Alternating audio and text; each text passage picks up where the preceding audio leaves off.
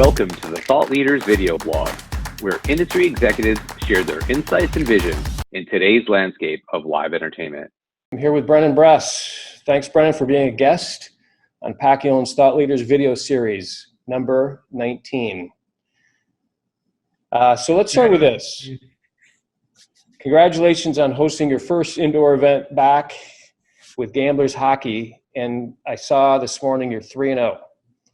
So congrats on that. And how did you prepare fans for being back in the venue?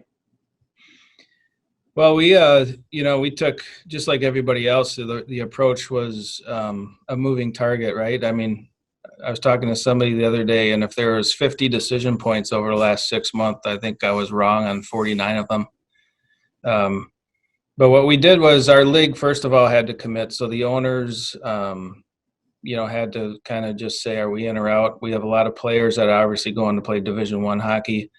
We kind of had an obligation, first of all, to determine whether we're going to play. Once that was made, enough of us at that time, and, when you're in midsummer in the upper Midwest, enough of us had capacity limitations, but not capacity restrictions. So once we hit that point, internally, we kind of just got our protocols in place. And, over the summer, I was telling the staff, write notes, don't write any operating manuals yet. And, I think anybody that would have written an operating manual in April and May would have had to rewrite it 5 or 6 times. So we kind of finalized ours in September, late September. And basically the basic, the basic tenets we followed was that, hey, we have a 10,000 seat arena. So Wisconsin is kind of at a 25% limit on capacity for indoor retail or businesses, and we really operated with that. We had our Ticket Star box office people do manifests for social distanced selling, and so that was kind of the basis for it. And then we went through all the food and beverage, the lobby, the entry. We have temperature checks. We have and the two big things obviously we're going with: mask required and social distance required. So when we really got comfortable with it and we looked at ourselves and we said, you know what, 10,000 seat arena, air handling units, a lot of space, 1,500 people, which is only about 15%. We felt very comfortable that you're safe, if not safer. And that was what we wanted to do. Are you as a fan going to be safer coming to a live event, that maybe than you would going to any other establishments open? I think once we got that comfort zone, and those are our bases, we did it. We had our first game early November. Only had about 1,000 fans. We did have about 500 for a Thursday night game last week, and we did just over 1,000 this past Saturday night. That's great. And compared against last year, how many average fans did you have for a Gamblers game? Because everyone's talking about capacity and thinking about, okay, it's only 25% capacity, but we've got a handful of clients that would be happy in a normal year to have 25% capacity. So in a midweek game and that type of thing. So how many fans did you normally have last year to compare against bringing in 1,000 for some of these first games? Yeah, for some of the first games, we probably had 2,000 roughly. And that's true. That's the thing in our business is, as we all know, we were the business everybody said you're the first to shut down and last open. But at some point you have to start doing some math of what can you do and what could you do. So last year we drew probably over a 30 game schedule, home game schedule. We probably did 3,400, 3,500 fans, but that's with, it's not even 3,300 the whole year. So once we hit January, February, March, those are our big games where we'll do 6,000, 7,000. So when we backed into it, we said, if we can, even with a 25% capacity, and of course, at the time in August, you're thinking the 25% isn't going to last much longer than, October, right? November. And now look at us, we're like, and again, it's just who knows what's going to happen with the capacity. But we felt if we could, even with the social distance mapping, which we feel, again, totally safe environment, if we could make if we could have made that through December, we thought, okay, then, if we get to 35%, 50%, who knows what happens, but it's, as I've said, and we all in our industry have said, nobody ever would have said in March that we were going to be where we are today, 8 months later, wondering if 25% capacity is even going to hold, right? But yeah, you have to back into it. And I think overall, in July and August, I just kind of gave staff an edict. I said, in our industry, we're all kind of just waiting. And I said, we can't just all sit around and wait for our impending death, because that's really where we're at. I said, with social distanced capacity, and if we feel it's safe, we have to try to do something. And I think it's a valuable thing to do. I think people need it. People are looking forward to it. But yeah, we're not getting as much as we thought we would. So, but then again, it's something. And our staff was never happier in early November when we had our first live event in nearly, over 7 months. Yeah, no, and that's huge. And again, if you're allowed to increase the capacity, and who knows with what's going on right now, hopefully that will grow, because more people will find out from the people who have gone that it's okay and they're safe. So did you get any feedback from the fans after that first game? I mean, your staff was happy. How about the fans? I know you guys do your own in-house concessions. Did you do anything special there? So what was the experience like for those first couple games? Feedback from the fans was very positive. And what I always kind of point out to everybody internally, especially, is like, doing what we're doing and venturing into it, you check the Facebook comments, right? Because if somebody is not happy, that's their avenue. The Facebook comments page is where somebody is going to take their opportunity to say, this is wrong, right? We didn't have any negativity. Not that that certainly is something, and certain times you have to learn to ignore when you need to. But in this case, it was very positive, because, at the end of the day, again, our food and beverage, we did everything by the book, everything, prepackaged, social distance, everybody wear a mask, and I said it before, but when you look at a 10,000 seat arena and there's only 1,000 people in it, and you're social distance and wearing masks, we have air handling units. I just argue that it's safer than going to the grocery store or going to Walmart or Target, which are allowed. So, the other thing internally we said was, and we all know it. We all know the problems that are not measurable, but we all know they're there with, socialization, mental illness, etc. Coming to an event I don't think we should continue to say it's non-essential. So if it can be provided in a much safer environment than other retailers or other places that you can go do business, I don't think we should just run to the assumption that it's not essential.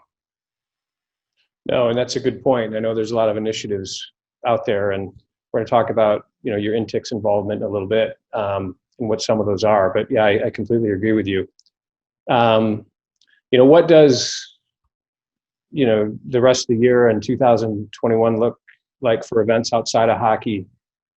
I saw the Meyer Theater has a Hart tribute band coming up fairly soon. Yeah.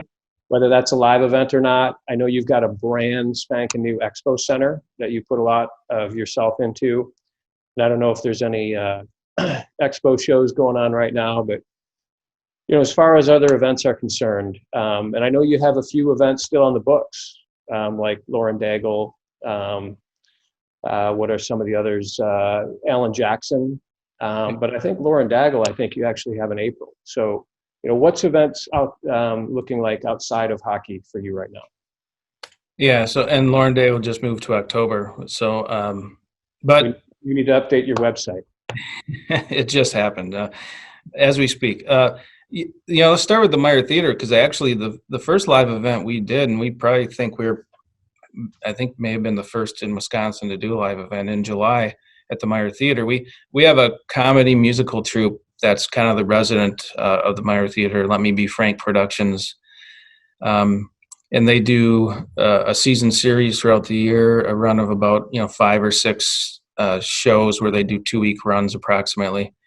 So in July, the Meyer Theater is a 1,000-seat renovated Fox Theater. We did a 250-person capacity against social distance map. And in July, we had a run of Let Me Be Frank Productions, and then we started another one in September. So we've actually done events at the Meyer Theater, and again, great feedback. The people that are comfortable coming, their distance, mask required, etc. So we've done 2 runs of Let Me Be Frank shows at the Meyer Theater, which was kind of the first litmus test for us. And I thought it was important for us to do that because I think we were going to see whether or not people were comfortable with it and just the perception. And we're dealing with a lot of perception nowadays as well as reality, right? So it was really a good thing for us. And then after that, of course, then we look at the arena business, and the difficulty in the arena business is the fact that you have to have at some point, other than potentially getting one-off shows, it's tours, and tours and scheduling is not happening. And the difficulty with that, we all know. So when this happened, we were probably going to have the best concert season in the history of the Resch Center. In our April and May we're going to be big. Everything rescheduled, of course, to late this year. Now it's looking like I would say arena touring. Right now that we don't have anything on the books, and I don't see it happening till August of next year. So then you have to back into it, and again, we've kind of challenged the staff. Can we do a 2,500 person act, but they're just going to be in a 10,000 seat arena, and that's not even easy to find. So yeah, that the touring side, the family shows, everything, you're looking at, potentially Disney on Ice might come around. We don't know. We've all read or heard about it, but nothing's finalized or on the books. So then the other thing for us, the big thing is that we have a $93 million Exposition Center opening, which we're managing. And that's going to be one of the next big litmus tests for us, because we actually have a show division, our own department that produces consumer shows. So the first big show at the new Exposition Center is our produced RV show, RV and camping show, and that's at the end of January. Then we have a wedding show, a boat show, a home and lifestyle show.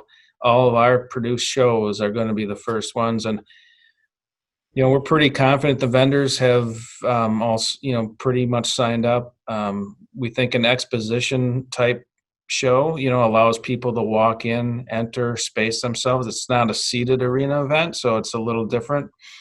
We think it's actually more conducive and more feasible to do because, it allows people to space out at that time. We'll see. And the first one is not till the end of January.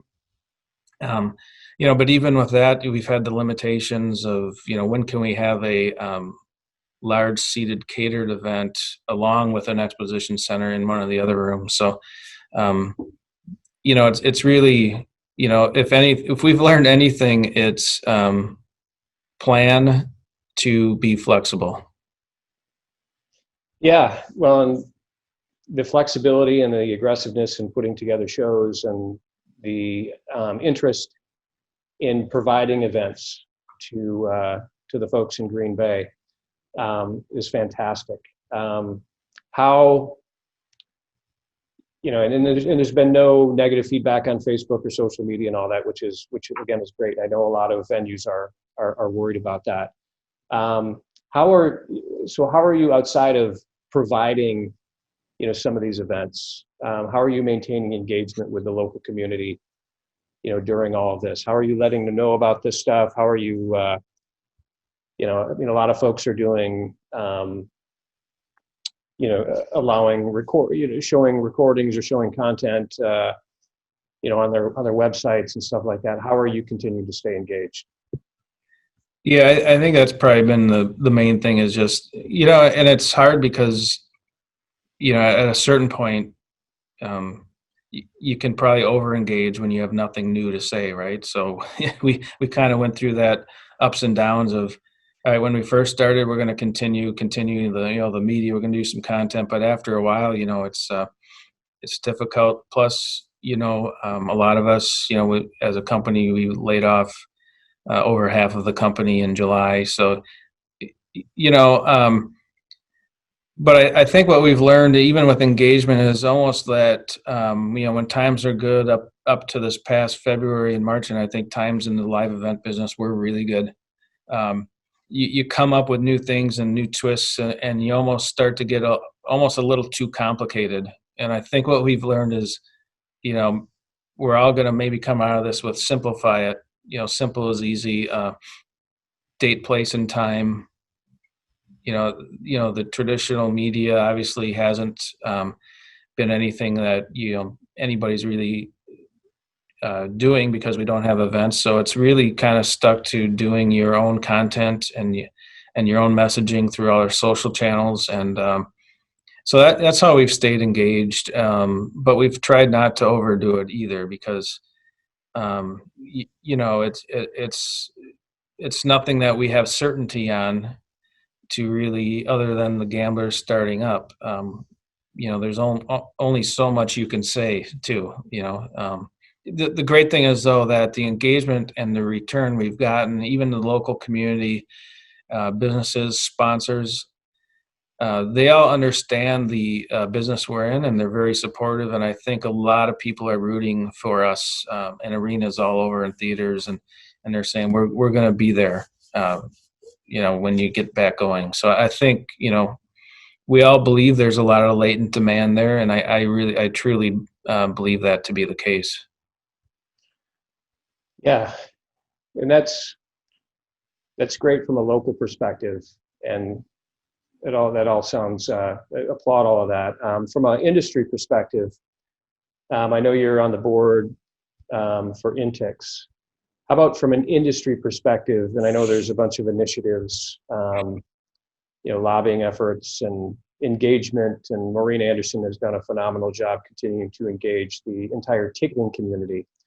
But can you tell us a little bit about what you're doing with Intix, what Intix is doing for that engagement from an industry perspective?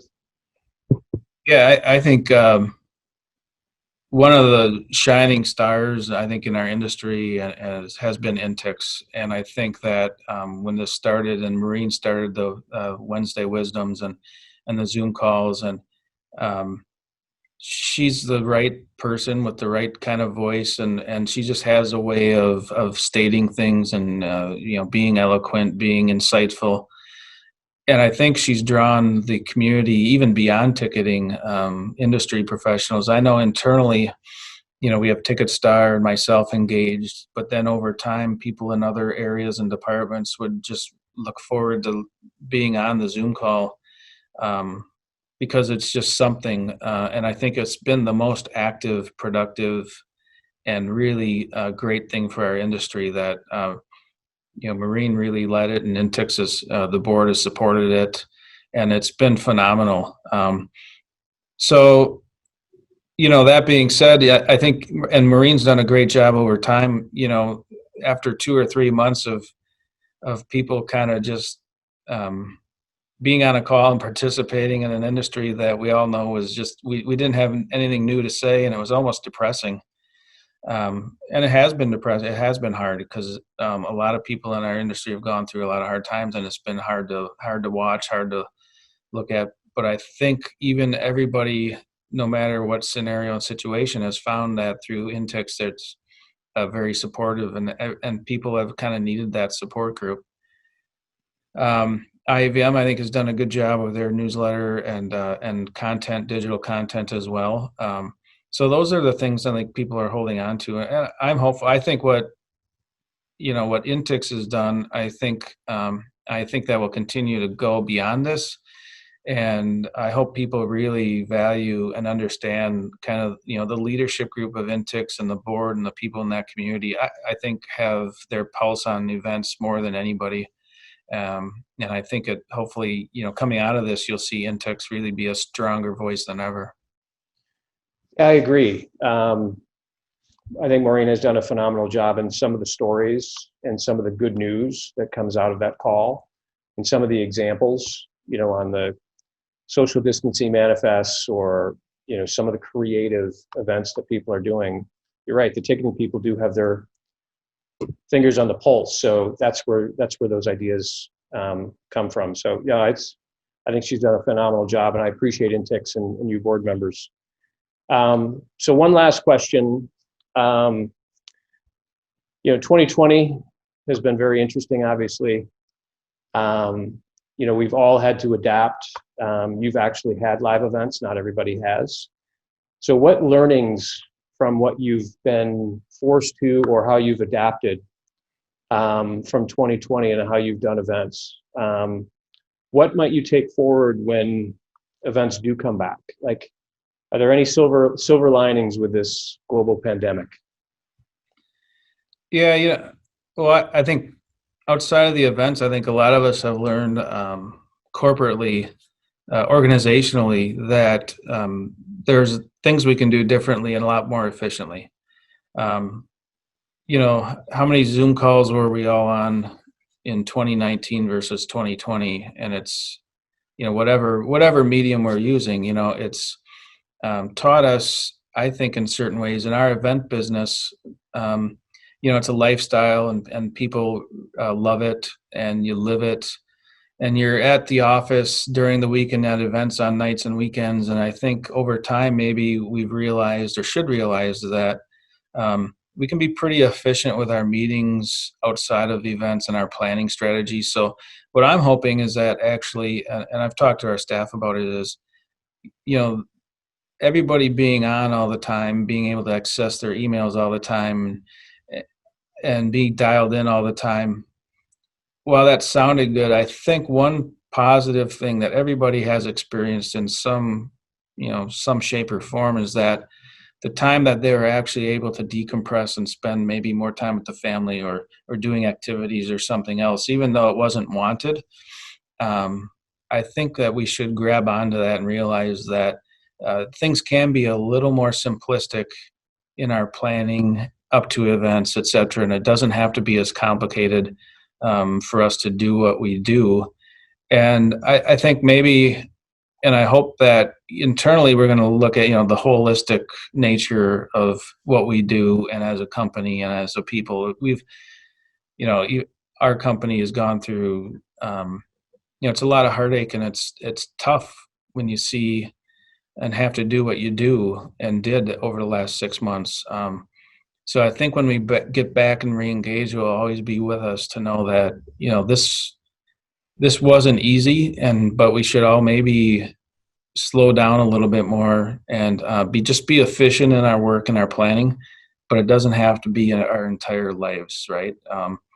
And I think, it's kind of like every tragedy always happens, right? Everybody says, well, it kind of makes you realize what's important in life, and then 2 weeks later, you go back to the same thing.